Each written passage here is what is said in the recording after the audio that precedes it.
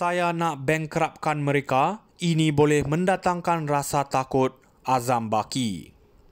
Putrajaya Pendekatan Penyiasatan dan Perisikan Suruhanjaya Pencegahan Rasuah Malaysia SPRM perlu diperkukuh dalam usaha mengesan aset yang dicuri oleh penjenayah rasuah, kata Ketua Pesuruhjaya Tan Sri Azam Baki. Beliau berkata operasi SPRM kini lebih memfokus kepada bukan sahaja menangkap pesalah rasuah dan mendakwa mereka di mahkamah tetapi juga membangkruptkan mereka. Untuk tahun ini sahaja kita dapat kembali RM1.3 bilion daripada jumlah aset penjenayah dan duit itu kita bagi balik kepada kerajaan. Kalau boleh, semua agensi penguatkuasa bukan sahaja berusaha mengembeleng tenaga menangkap penjenayah dan dituduh di mahkamah, tetapi kita juga merampas semula harta yang dicuri penjenayah. Saya nak bankruptkan mereka penjenayah rasuah dan ini boleh mendatangkan rasa takut kepada mereka supaya berfikir banyak kali dalam melakukan jenayah rasuah, katanya kepada bernama dalam temu bual baru-baru ini. Beliau berkata usaha berkenaan memerlukan pengetahuan dan kepakaran tinggi daripada pegawai penyiasat serta forensik. Bayangkan penjenayah rasuah itu meletakkan harta dalam proksi, siapa tahu. Oleh itu pendekatan penyiasatan serta perisikan kita mesti mantap dan diperkasakan. Sebelum mahu menyiasat seseorang itu, kita perlu mengenal pasti aset yang telah dilupuskan dan disalurkan kepada mana-mana pihak supaya kita dapat pastikan aset ini dikembalikan semula. Ambil contoh kes 1 Malaysia Development Berhad 1 MDB, Azam berkata usaha keras SPRM bersama agensi lain membuahkan hasil apabila RM29 bilion dipulangkan kepada kerajaan. Malah katanya SPRM juga telah mewujudkan pasukan petugas di agensi lain seperti Bank Negara Malaysia, Lembaga Hasil Dalam Negeri, Jabatan Kastom Diraja Malaysia dan Polis Diraja Malaysia untuk berkongsi kepakaran dalam kes-kes sindiket. Saya nak bankruptkan mereka, ini boleh mendatangkan rasa takut, Azam Baki.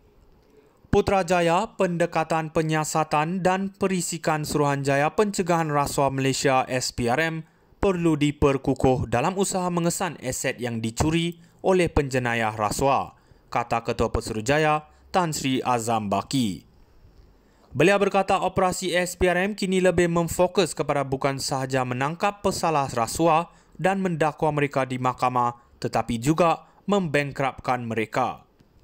Untuk tahun ini sahaja kita dapat kembali RM1.3 bilion daripada jumlah aset penjenayah dan duit itu kita bagi balik kepada kerajaan. Kalau boleh, semua agensi penguatkuasa bukan sahaja berusaha mengembeleng tenaga menangkap penjenayah dan dituduh di mahkamah, tetapi kita juga merampas semula harta yang dicuri penjenayah.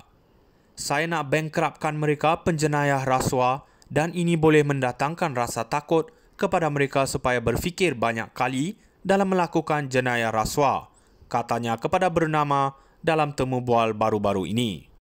Beliau berkata usaha berkenaan memerlukan pengetahuan dan kepakaran tinggi daripada pegawai penyiasat serta forensik. Bayangkan penjenayah rasuah itu meletakkan harta dalam proksi, siapa tahu. Oleh itu pendekatan penyiasatan serta perisikan kita mesti mantap dan diperkasakan. Sebelum mahu menyiasat seseorang itu, kita perlu mengenal pasti aset yang telah dilupuskan dan disalurkan kepada mana-mana pihak supaya kita dapat pastikan aset ini dikembalikan semula. Ambil contoh kes 1 Malaysia Development Berhad 1 MDB, Azam berkata usaha keras SPRM bersama agensi lain membuahkan hasil apabila RM29 bilion dipulangkan kepada kerajaan. Malah katanya SPRM juga telah mewujudkan pasukan petugas di agensi lain seperti Bank Negara Malaysia, Lembaga Hasil Dalam Negeri, Jabatan Kastom Diraja Malaysia dan Polis Diraja Malaysia untuk berkongsi kepakaran dalam kes-kes sindiket. Saya nak bankruptkan mereka, ini boleh mendatangkan rasa takut, Azam Baki. Putrajaya Pendekatan Penyiasatan dan Perisikan Suruhanjaya Pencegahan Rasuah Malaysia SPRM perlu diperkukuh dalam usaha mengesan aset yang dicuri oleh penjenayah rasuah, kata Ketua Pesuruhjaya Tan Sri Azam Baki. Beliau berkata operasi SPRM kini lebih memfokus kepada bukan sahaja menangkap pesalah rasuah dan mendakwa mereka di mahkamah tetapi juga membangkrupkan mereka.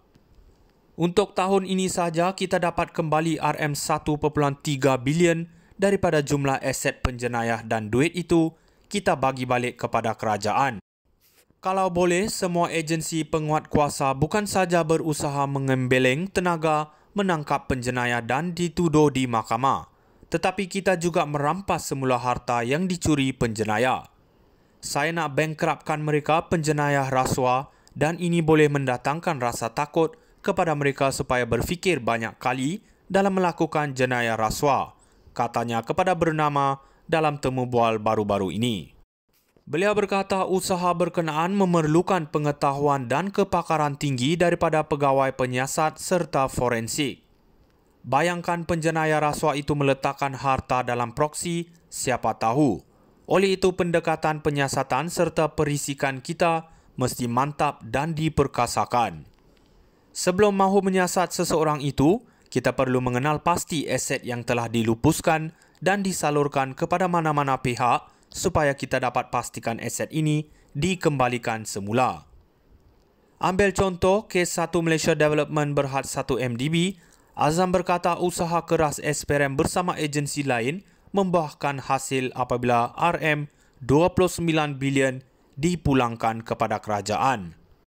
Malah katanya, SPRM juga telah mewujudkan pasukan petugas di agensi lain seperti Bank Negara Malaysia, Lembaga Hasil Dalam Negeri, Jabatan